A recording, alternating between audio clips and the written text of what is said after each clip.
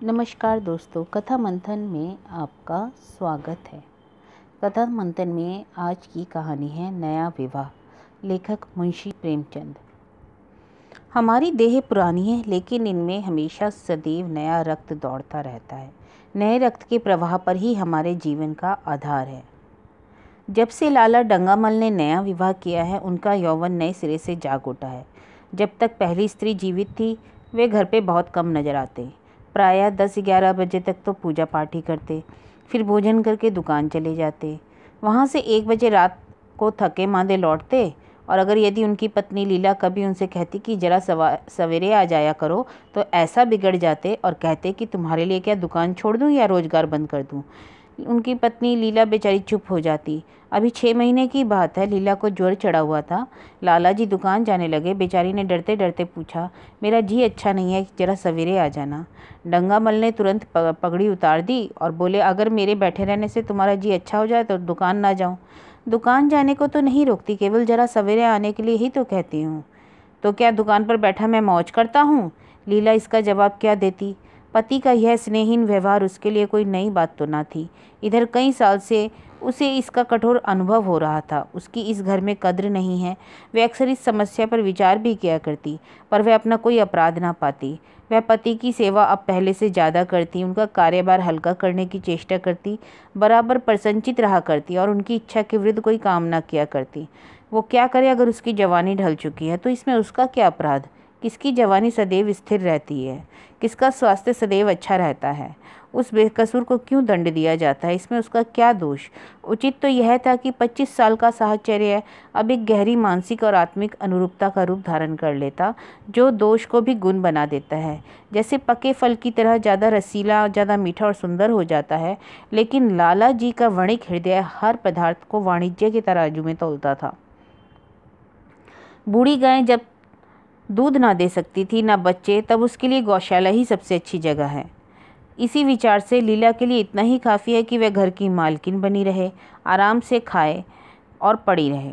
उसे अख्तियार है, वह जितना मर्जी जेवर बनाए, स्नान करे, पूजा करे, किंतु उनसे दूर रहे। मानव प्रकृति की जटिलता का यह रहस्य डंगामल जिस आनंद से लीला को वंचित रखना चाहते थे, जिसकी उसके लिए कोई ज़रूरत ही ना समझते थे और खुद उसी के लिए सदैव प्रयत्नशील रहते थे। लीला 40 वर्ष की होकर बूढ़ी समझ ली गई और वो 43 होकर भी जवान ही थे, जवानी के उन्माद और उल्लास से भरे हुए। लीला अब उन्हें एक तरह की अरुचि सी होती दिखाई देती थी, और वह दुखिया अपनी इन्हीं त्रुटियों का अनुभव करके प्रकृति के हृदय आघातों से बचने के लिए रंग रोगन की आड़ लेती। तब लाला जी उसके बूढ़े नखरों से और भी घृणा करते और कहते, वाहरी तृष्णा, 7 लड़कों की तो माँ हो गई, बाल खिचड़ी हो गए, चेहरा फलालैन की तरह सिकुड़ गया, मगर आपको अभी महावर, सिंदूर, मेहंदी, उपटन की हवस बाकी है। औरतों का स्वभाव भी कितना विचित्र है, ना जाने क्यों बनाव सिंगार पर इतनी जान देती हैं। पूछो तो अब तुम्हें क्या चाहिए? क्यों नहीं समझा देती कि जवानी विदा हो चुकी है और इन पादानों से वह वापस नहीं बुलाई जा सकती। लेकिन वे खुद जवानी का स्वप्न देखते रहते। उनकी जवानी की तृष्णा भी शांत न हुई थी। जाड़ों में रसों और पाकों का सेवन करते, हफ्ते में 2 बार खिजाब लगाते। लीला ने उन्हें असमझ में देखकर कातर सुर में पूछा, कुछ बतला सकते हो? कै बजे आओगे? फिर से लीला ने जवाब दिया। लाला जी ने शांत होकर पूछा, अच्छा बताओ, अब तुम्हारा जी कैसा है? बेचारी क्या जवाब देती? अगर कहती कि बहुत ख़राब है तो शायद ये महाराज टलते नहीं, बैठ जाते और जली कटी सुनाकर दिल का बुखार निकाले, और अगर कहती अच्छी है तो निश्चिंत होकर 2 बजे से पहले खबर नहीं लेते।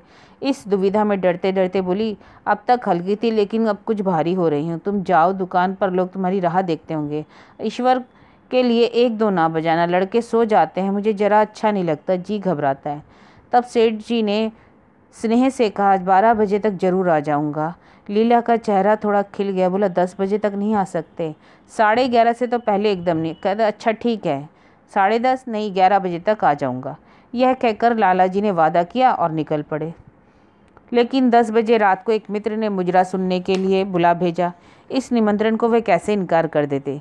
एक आदमी आपकी खातिर से बुला रहा है, ये कहाँ की भलमानसता है कि आप उसका निमंत्रण अस्वीकार कर दें?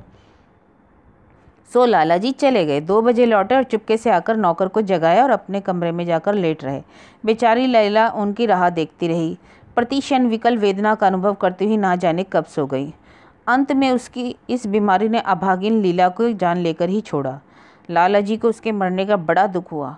मित्रों ने संवेदना का तार भेजा।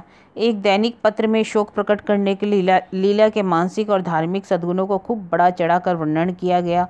लाला जी ने इन सभी मित्रों को हार्दिक धन्यवाद दिया और लीला के नाम से बालिका विद्यालय में पूरे 5 वजीफे प्रदान किए तथा मृतक भोज तो कितने समारोह से किया गया कि नगर के इतिहास में बहुत दिनों तक याद रहेगा। लेकिन 1 महीना भी ना गुजरने पाया था कि लाला जी के मित्रों ने चारा डालना शुरू कर दिया और उसका यह असर हुआ कि 6 महीने की विधुरता के तप के बाद उन्होंने दूसरा विवाह कर लिया। बेचारे क्या करते, इस जीवन में तो एक सहचरी की आवश्यकता है ही है और इस उम्र में तो यह अनिवार्य हो जाती है। जब से नई पत्नी आई, लाला जी के जीवन में आश्चर्यजनक परिवर्तन हो गया। दुकान से अब उन्हें उतना प्रेम ना था। लगातार हफ्तों ना जाने पर भी कोई कारोबार में अब हर्ज ना होता था। जीवन के उपभोग की जो शक्ति दिन दिन क्षीण होती जाती थी, अब वह छींटे पाकर सजीव हो गई थी।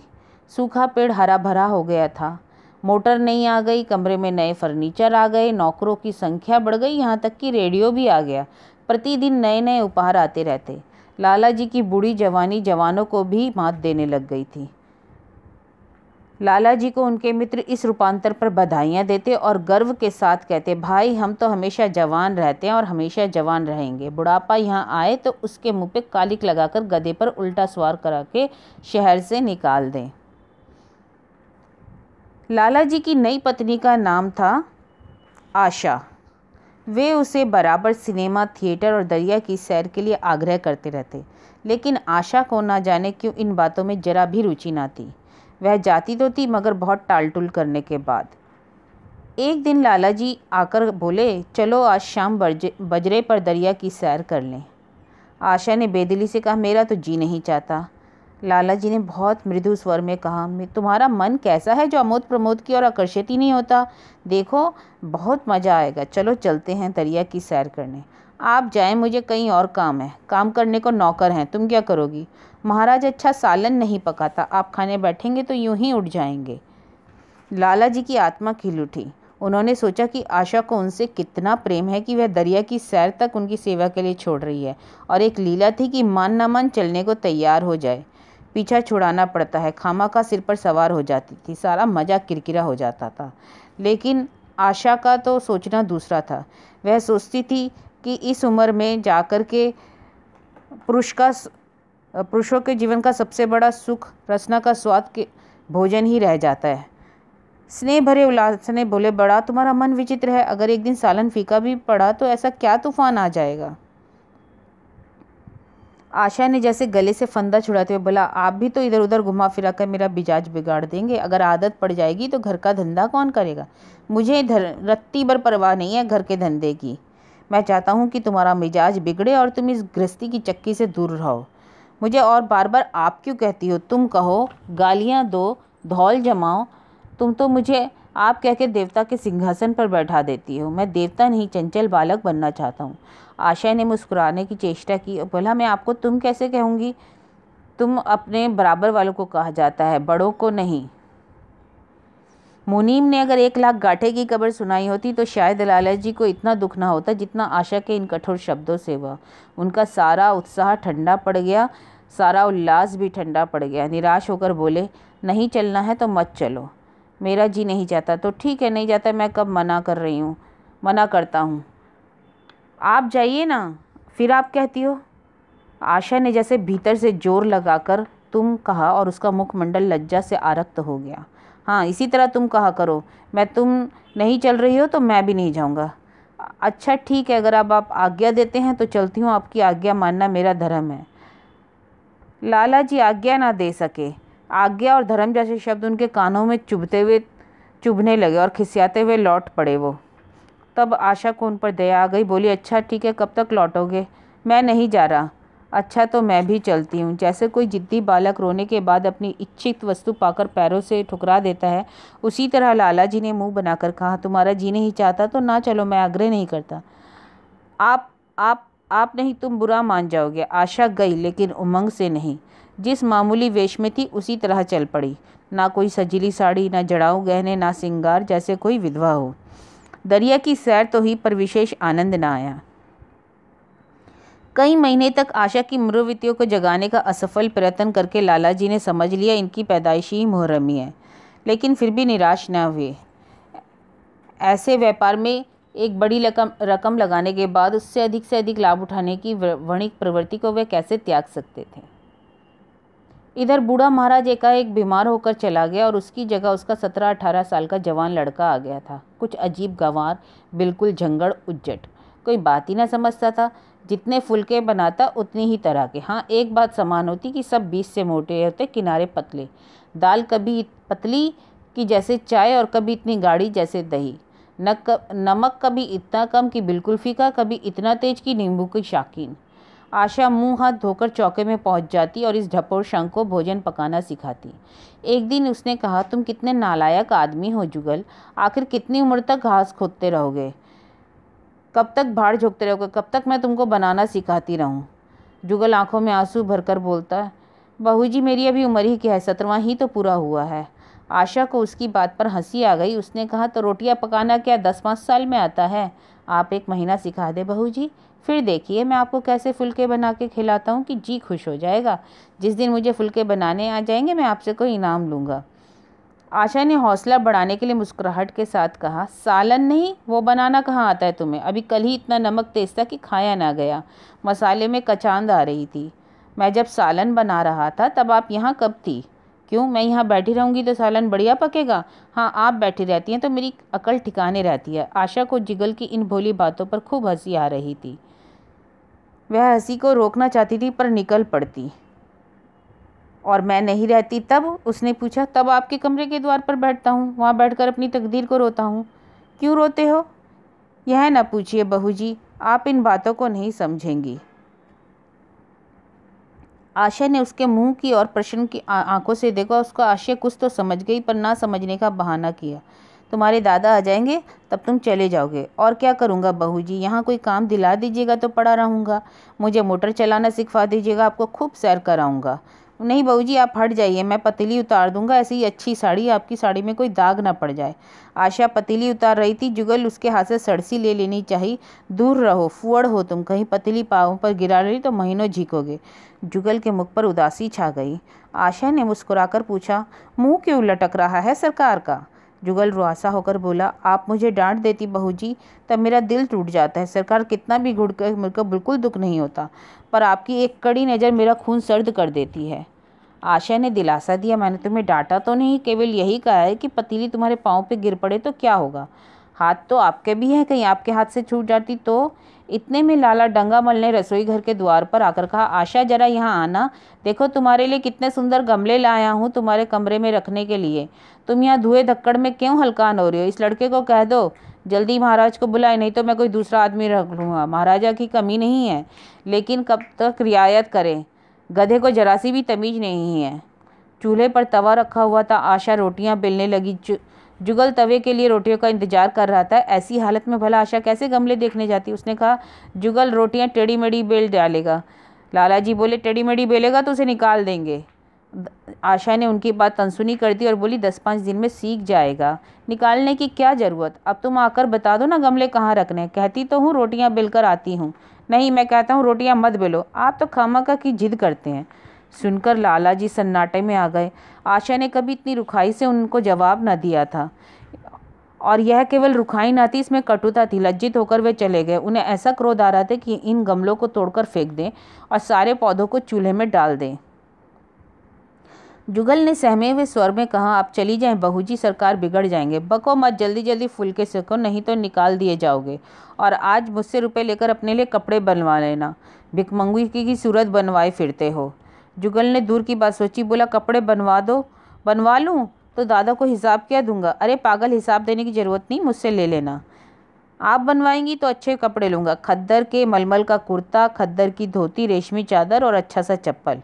अरे वाह, अपने दाम से बनवाने पड़ेंगे इतने महंगे कपड़े, तब कपड़े ही क्यों बनवाऊंगा। बड़े चालाक हो तुम तो, आशा बोली। जुगल ने अपनी बुद्धिमत्ता का प्रदर्शन किया, बोली आदमी अपने घर में सूखी रोटियां खाकर सो रहता है, लेकिन दावत में तो अच्छे अच्छे पकवान ही खाता है। वहाँ यदि रूखी रोटियां मिले तो वह दावत ही जाए नहीं, दावत में क्यों जाए। यह सब मैं नहीं जानती, एक गाढ़े का कुर्ता बनवा लो और एक टोपी ले लो, हाजमा के लिए दुआने ऊपर से ले लेना।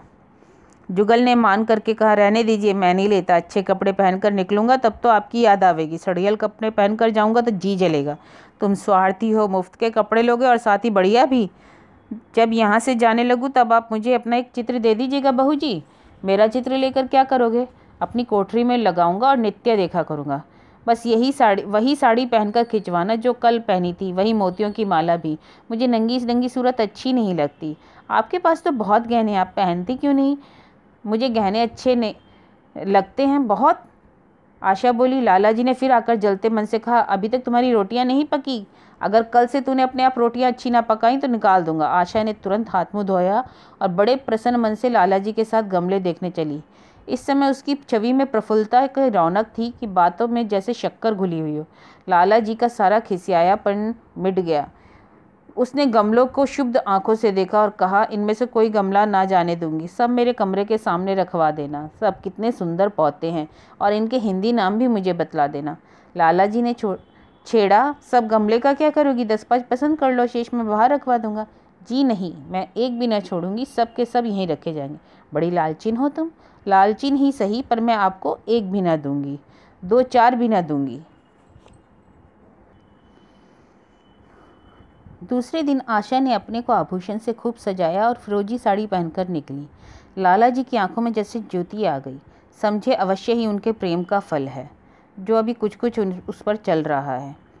कभी कभी तो मोतियों का हार गले में डाल लेती थी, पर आज तो उसने अपने को आभूषण से बहुत सजाया है और पहनकर ऐसी इतरा रही है मानो कहती है, देखो मैं कितनी सुंदर हूँ। बंद कली अब खिलकर फूल बन गई थी। लाला जी पर घड़ों का नशा चढ़ा हुआ था। वे चाहते थे कि उनके मित्र और बंधु वर्ग आकर इस सोने की रानी के दर्शन करें, देखें कि वह कितनी सुखी और संतुष्ट हैं। उन्होंने प्रस्ताव रखा, चलो कहीं घूम आए, बड़ी मज़ेदार हवा चल रही है। आशा इस वक्त कैसे जा सकती थी, अभी उसे रसोई घर में जाना था। वहाँ से कहीं 12-1 बजे फुर्सत मिलती तो घर के दूसरे धंधे सवार हो जाते।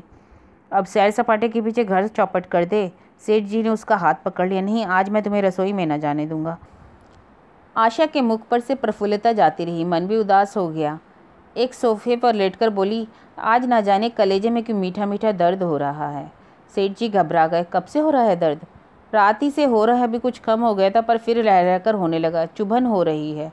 सेठ जी एक बात सोचकर दिल ही दिल फूल उठे, अब वे गोलियां रंग ला रही है। राज वैद्य जी ने कहा था कि जरा सोच समझकर इसका सेवन कीजिएगा, क्यों ना हो खानदानी वैद्य है। इनके बाप बनारस के महाराजा के चिकित्सक थे। फिर उन्होंने बोला, रात से दर्द हो रहा है तो बताया क्यों नहीं तो दवा मंगवा देता। मैंने समझा आप ही आप अच्छा हो जाएगा, मगर अब बढ़ रहा है। कहाँ दर्द हो रहा है, जरा देखूं तो, कुछ सूजन तो नहीं है। सेठ जी ने आशा के आंचल की तरफ हाथ बढ़ाया। आशा ने शर्माकर सिर झुका दिया और उसने कहा, यह तुम्हारी शरारत अच्छी नहीं लगती, मैं जान मरती हूँ, आप हंसी सुस्ती है, जाकर कोई दवा ले आओ।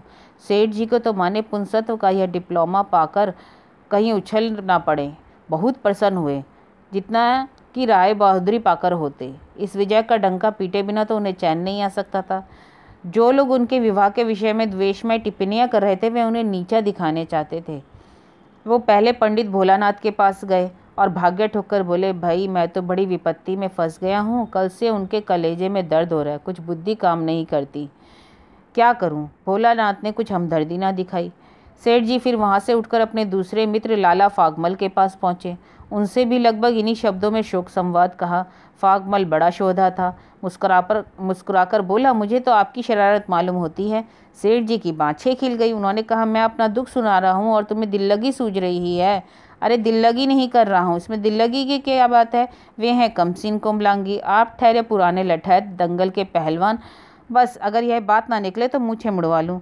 सेठ जी की आंखें जगमगा उठी, मन में यौवन की भावना प्रबल उठी, उसके साथ ही मुख पर यौवन की झलक भी आ गई। आकृति में बांकपन की शान बरसने लगी। इधर जुगल ने आशा को सिर से पांव तक जगमगाते देखकर बोला, बस बहू जी आप इसी तरह पहने उड़ा करें, आज मैं आपको चूल्हे के पास ना आने दूंगा। आशा ने नयन बाण चलाकर बोला, क्यों आज यह नया हुक्म कब से? पहले तो तुमने कभी मना नहीं किया। आज की बात दूसरी है, जरा सुनो तो क्या बात है। मैं डरता हूँ कहीं आप नाराज ना हो जाएं। अच्छा अच्छा, नहीं आऊँगी, बोलो। आज आप बहुत सुंदर लग रही हैं, जुगल बोला। लाला डंगामल ने असंख्य बार आशा के रूप और यौवन की प्रशंसा की थी, मगर उनकी प्रशंसा में उसे बनावट की गंध आती थी। वह शब्द उनके मुख से निकलकर कुछ ऐसे लगते जैसे कोई पंगु दौड़ने की चेष्टा कर रहा हो, और जुगल के इन शब्दों में एक ऐसा उन्माद और नशा था कि आशा की सारी देह प्रकंपित हो गई। तो मुझे नज़र लगा दोगे जुगल? इस तरह घूरते रहोगे तो जब यहाँ से चला जाऊँगा तब आपकी बहुत याद आएगी। रसोई पकाकर तुम्हें सारे दिन क्या क्या किया करते हो दिखाई नहीं देते। सरकार रहते हैं ना, इसलिए नहीं आता। फिर अब तो मुझे जवाब मिल रहा है, देखिए भगवान कहाँ ले जाते हैं। आशा की मुख मुद्रा कठोर हो गई। बोले, कौन तुम्हें जवाब देता है? सरकार ही तो कहते हैं तुझे निकाल दूंगा। अपना काम किए जा, कोई नहीं निकालेगा। अब तो तुम फुलके भी अच्छे बनाते हो। सरकार है बड़े गुस्सेवर, 2-4 दिन में उनका मिजाज ठीक किए देती हूँ। आशा बोली, तुम्हारे साथ चलते हैं आपके बाप जैसे लगते हैं। जुगल बोला, तुम बड़े मुँह फटो, खबरदार जबान संभाल कर बात करो। आशा बोली, किंतु अप्रसन्नता का यह झीना आवरण उसके मनोरहस्य को छिपा ना सका। यह प्रकाश की भांति उसके अंदर से निकल पड़ता था। जुगल ने फिर उसी निर्भीकता से कहा, मेरा मुंह कोई बंद कर ले। यहाँ तो सब यही कहते कि मेरा ब्याह कोई अगर 50 साल की बुढ़िया से कर दे तो मैं घर छोड़कर भाग जाऊँ या खुद जहर खा लूँ या उसे जहर देकर मार डालूँ। आशा उस कृत्रिम क्रोध को कायम न रख सकी। जुगल ने उसकी हृदय वीणा के तार पर एक मिजराब की ऐसी चोट मारी थी कि उसके बहुत जब्त करने पर भी उसकी मन की व्यथा निकल आई। अरे बाबा, भाग्य भी तो कोई वस्तु है। भाग्य जाए भाड़ में। ठीक है, भाग्य जाए भाड़ में, तो तेरा विवाह मैं किसी बुढ़िया से ही करूँगी, देखना। तब मैं जहर खा लूँगी। क्यों? बुढ़िया तुम्हें जवान स्त्री जैसा प्यार करेगी, ज़्यादा सेवा करेगी, तुम्हें सीधे रास्ते पर रखेगी। यह सब माँ का काम है। बीवी जिस काम के लिए है उसी काम के लिए है। आखिर बीवी किस काम के लिए है? इतने में मोटर की आवाज़ आई। ना जाने कैसे आशा के सिर का आंचल खिसक कंधे पर आ गया और उसने जल्दी से आंचल खींच कर सिर पर कर लिया और कहती हुई अपने कमरे की ओर लपकी, लाला अब जी भोजन करके चले जाएं तब तुम आना।